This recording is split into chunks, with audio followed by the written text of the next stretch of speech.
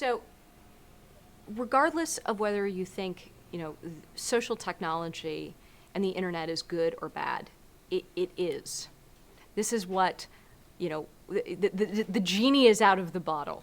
And I think that's an amazing thing. The social web can do more good in the world than it can do bad.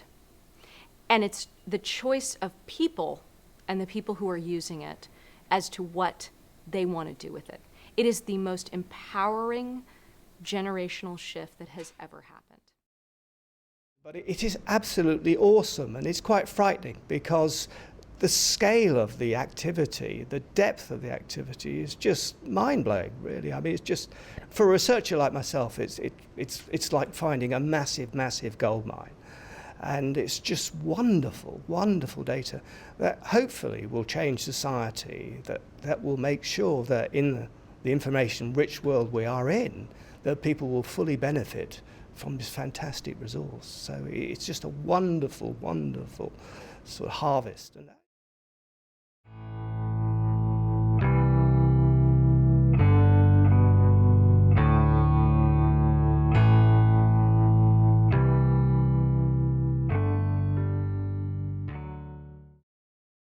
That means everybody has a chance to be seen.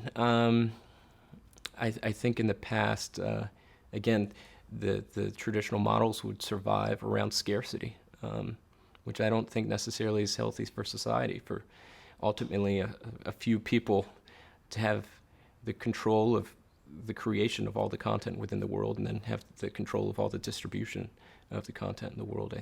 Now with the internet, people have access to create and distribute on their own. All technology is rooted in ideology. One of the big misunderstandings of the internet is it suddenly came along, this miracle, this religious miracle that was granted to us because we were such good human beings, or maybe we behaved ourselves one day, so we got it as a Christmas present. It's absolute nonsense. The internet has a cultural and a very concrete cultural ideological context. This is a societal shift not unlike when we moved from the farms to the village, from the village to London, right? And all of a sudden we had to develop a social system that understood how we lived cheek by jowl in crowded areas. And we needed a system of social etiquette. We needed a class system. We had to understand roles and responsibilities that were being redefined. Anthropologically, we remade society when we shifted over several generations, hundreds of years really, from an agrarian lifestyle to an urban lifestyle. We didn't, at the beginning or even in the middle of that, declare that the clothes we wore said things about us that other people judged us by, and therefore we became certain people in other people's eyes. But that is what we're doing online. We are clothing ourselves in data, unawares, and we are being judged as we're walking around the internet by who the cookies say we are, and who we declare we are by our Facebook profile or our Twitter stream or what information we put into whatever website we might go to. We all know trust is fundamental, but when it comes to trusting people, something profound is happening. Technology is enabling millions of people across the world to take a trust leap. A trust leap happens when we take the risk to do something new or different to the way that we've always done it. So, on first impression, people were very suspicious of the ability of the web to actually really enable serious relationships and trust. And when Pierre Omidyar invented eBay, this was one of the arguments against his startup was nobody is going to buy a car online. No one's going to buy anything online from a stranger they've never seen. But Pierre said, no, actually, the things that we call trust are really forms of communication. And if a wire can carry electronic charge, it can actually carry trust as well. And so, not only that, but the basic premise is that people want to be good if they're allowed to, if you give them the means and the mechanisms to. And so he was able to make a way in which to breed trust electronically. And I think we've seen from the success of eBay that that this is really something that the web can do. That people who belong to a particular cult can set up their email so they can only get email from other people in the cult. And when they go to a website, the website only links to other websites which believe the strange things that these people behave.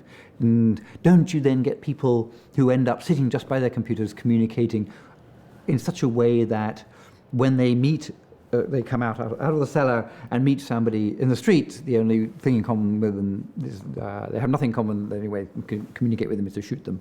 No, that is one vision of a horrible cultural pothole. Then the other frightening vision is, isn't it true that once everybody can communicate with everything then everybody will end up just going to the same website? Won't everybody just go to this great big McDonald's of culture, which will hand us out the music we'll all watch, and the art we'll all appreciate, and the language which we'll all start speaking, which will lose a huge number of its long words and will become very simple? Won't all the teens of the world end up speaking the same language over the internet and end up growing out to be adults who have actually no culture at all? So that is the extreme of the monoculture, the fright that will all just be one bland, very, very broad culture. And then it contrasts, of course, with the worry that we're going to be a bunch of very narrow ones. Now, I think, in fact, the wonderful thing is that people naturally avoid those very much. If you find yourself into blander culture, you go and spend some time with a smaller group. If you spend too much time in a small group, you get out and do something and read a newspaper about the world. So, and in fact, of course, we're involved in all kinds of things at the national level, the city level, in groups and schools and so on. So, in fact, all these different scales, so different size of community which we're involved in, I think people naturally need to be involved in different scales. They need to spend some time by themselves, some time worrying about the planet, but also of everything in between. And because people have that natural tendency to get involved in lots of different communities, so they tie the individual communities together. You've heard of act locally, think globally. Well, there's also act globally, think locally.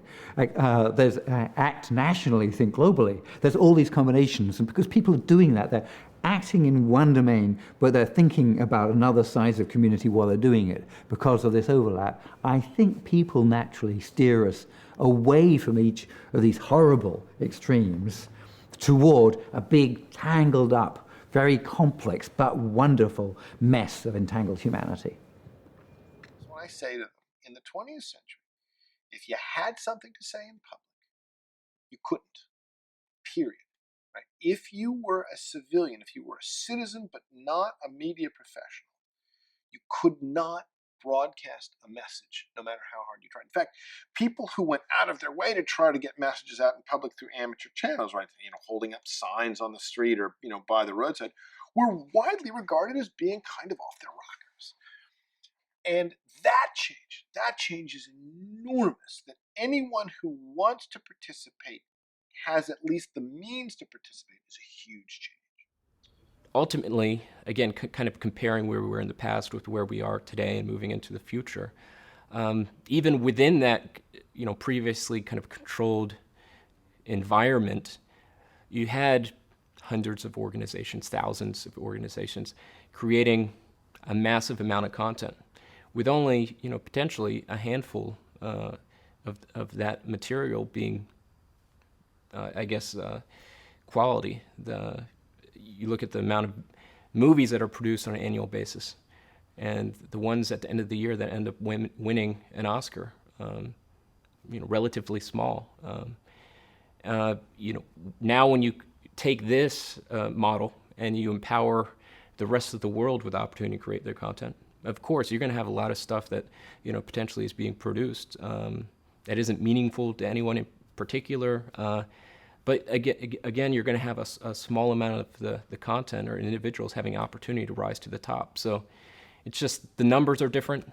Numbers are much bigger, and you can point to, and I always try to stereotype what YouTube or other services are all about, that it's just amateur, it's about funny cat videos, these types of things, but they lose sight of the fact that we have, a factor of 100,000 times more people actually creating quality content than we ever had in the past.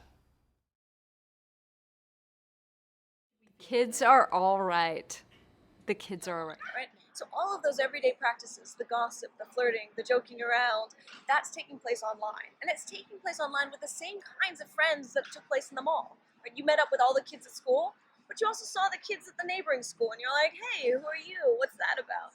That same thing is where we're seeing it play out. So young people who are engaged online, they're primarily engaged with the people they already know. Their friends from school, their friends from after school activities, their friends from around the community. How much of that is normal human plasticity, right? We all are really good at responding to opportunities, and this young generation has different opportunities than my generation had. And how much of it is actually that their brains are being wired differently because of exposure to the media environment they're being exposed to.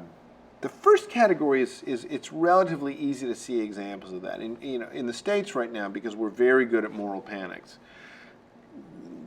people my age, mid-40s and up, are wringing their hands right over what kids are doing, teens are doing on Facebook.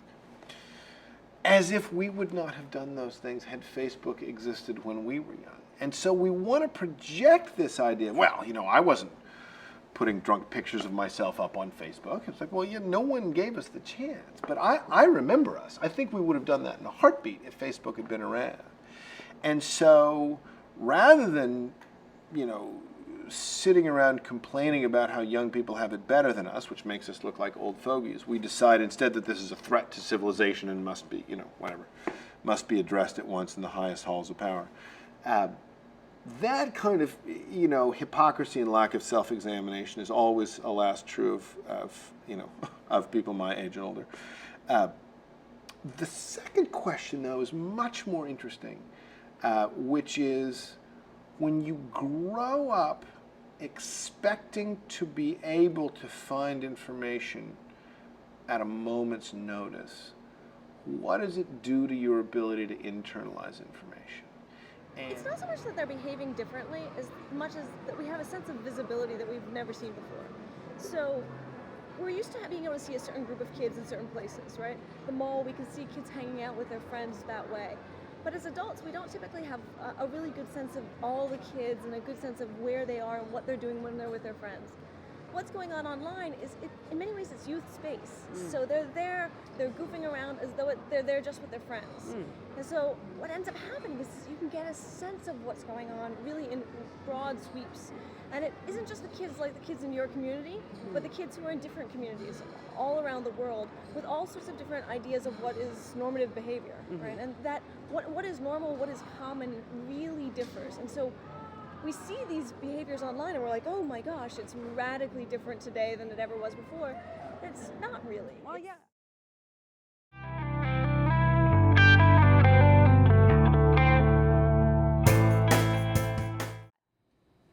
The possibilities and the opportunities for people to live a rich, passionate life that allows them to express themselves in all the ways that they want to, regardless of where they live geographically.